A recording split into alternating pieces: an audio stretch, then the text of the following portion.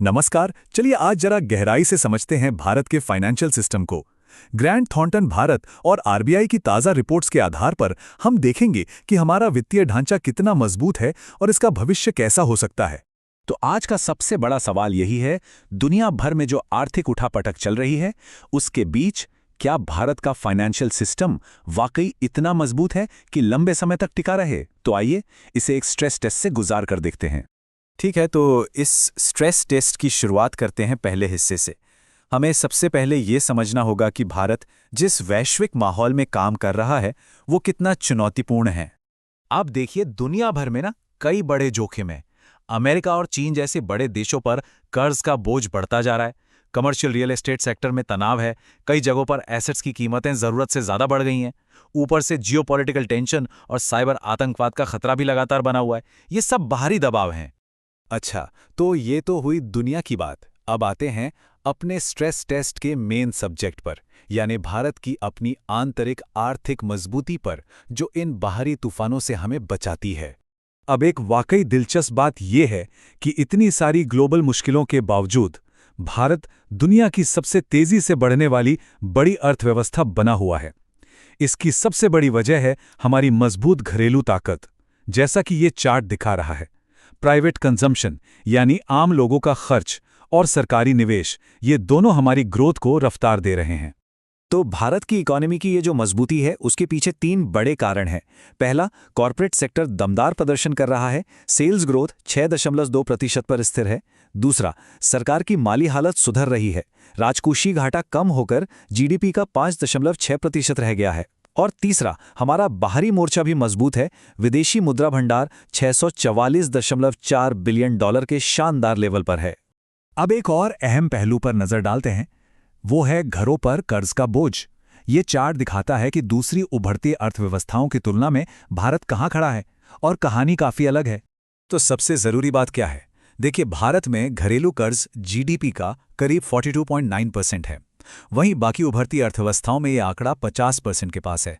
मतलब हमारा कर्ज का लेवल तुलना में कम है। और इससे भी अच्छी बात यह है कि 2/3 कर्ज लेने वाले ऐसे हैं जिनकी क्रेडिट क्वालिटी प्राइम है, यानी वो अपना लोन समय पर चुकाते हैं। चलिए, अब इकोनॉमी से हटकर इस पूरे सिस्टम के दिल की धड़कन यानी बैंकिंग सेक्टर की सेहत को चेक करते हैं। देखते हैं कि उसके वाइटल्स क्या कह रहे हैं। ये स्लाइड एक तरह से पूरे बैंकिंग सेक्टर का हेल्थ रिपोर्ट कार्ड है। इसमें कई सारे इंडिकेटर्स हैं, पर चलिए इसमें जो सबसे जरूरी ट्रेंड्स हैं उन पर एक एक करके नजर डालते हैं। ये नंबर देखिए, 2.6%। ये आंकड़ा बहुत कुछ कहता है। यह है बैंकों का ग्रॉस एनपीए, मतलब वो लोन जिनके वापस आने की उम्मीद कम है। और ये आंकड़ा पिछले कुछ सालों में बहुत तेजी से नीचे आया है। ये गिरावट कितनी बड़ी है, ये टाइमलाइन देखिए।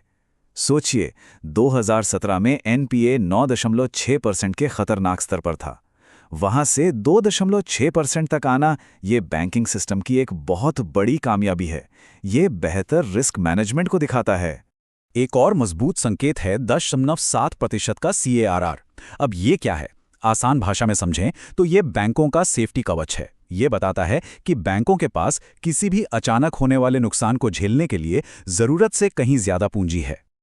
लेकिन रुकिए, सब कुछ इतना भी अच्छा नहीं है। ग्रांट थॉर्नटन की रिपोर्ट में एक चेतावनी भी छिपी है। रिपोर्ट कहती है कि बैंकिंग सेक्टर मजबूत तो है, लेकिन कुछ नए जोखिम उभर रहे हैं जिन पर करीब से नजर रखनी होगी, खासकर अनसिक्योर्ड रिटेल लोन में जो बढ़ोतरी हो रही है। तो सवाल उठता है कि इन नए खतरों से निपटने के लिए हमारे रेगुलेटर्स जैसे आरबीआई और सेबी क्या कर रहे हैं? चलिए उनके नए और प्रोएक्टिव कदमों पर एक नजर डालते हैं। पिछले कुछ समय से सोशल मीडिया पर फाइनेंशियल सलाह का एक वाइल्ड वेस्ट सा माहौल बन गया था। हर कोई एक्सपर्ट बना हुआ था। अब रेगुलेटर्स इसे काबू में लाने के लिए आगे आए हैं। तो ये इन्फ्लुएंसर्स हैं कौन? असल में ये वो लोग हैं जिनकी सोशल मीडिया पर अच्छी खासी फॉलोइंग है और वो अपने फॉलोअर्स को फाइनेंशियल सलाह देते हैं। दिक्कत ये है कि इनमें से ज़्यादातर रजिस्टर्ड फाइनेंशियल एडवाइज़र नहीं होते। सेबी के नए नियम इन्हीं पर लगाम कसने के लिए हैं। सेबी ने मार्केट को साफ सुथरा और इन्वेस्टर्स को सुरक्षित रखने के लिए कई बड़े कदम उठाए हैं। पहला, उन्होंने रजिस्टर्ड कंपनियों को अनरजिस्टर्ड इन्फ्लुएंसर्स के साथ काम करने से रोक दिया है। दूसरा, विदेशी निवेशकों के लिए नियमों को सख्त किया है ताकि कोई हेराफेरी न हो। तीसरा, सट्टेबाजी कम करने के लिए डेरिवेटिव्स में मिनिमम कॉन्ट्रैक्ट साइज बढ़ा दिया है। और चौथा, सभी के लिए एक मजबूत साइबर सुरक्षा सिस्टम अनिवार्य कर दिया है।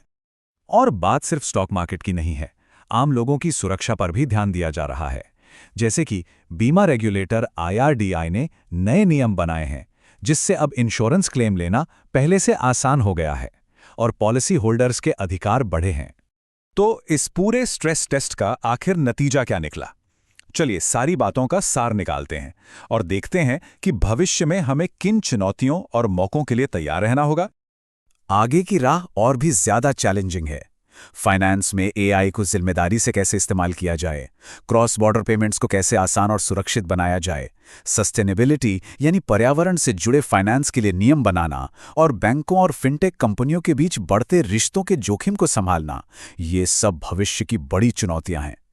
तो फाइनल फैसला ये है, भारतीय फाइनेंशियल सिस्टम फिलहाल तो मजबूत है, उसने मौजूदा दबावों को अच्छे से झेला है, लेकिन ये मानकर चलिए कि अगला टेस्ट पहले ही शुरू हो चुका है और लगातार बदलते रहना ही आगे बढ़ने का एकमात्र तरीका है। और यहीं पर एक बड़ा सवाल खड़ा होता है, जैसे जैसे AI और टोकनाइजेशन फाइनेंस की पूरी दुनिया को बदल रहे हैं, क्या हमारे रेगुलेटर्स भी उतनी ही तेजी से बदल पाएंगे और साथ ही सिस्टम को सुरक्षित भी रख पाएंगे? इसी संतुलन पर हमारे फाइनेंशियल सिस्टम का भविष्य टिका है।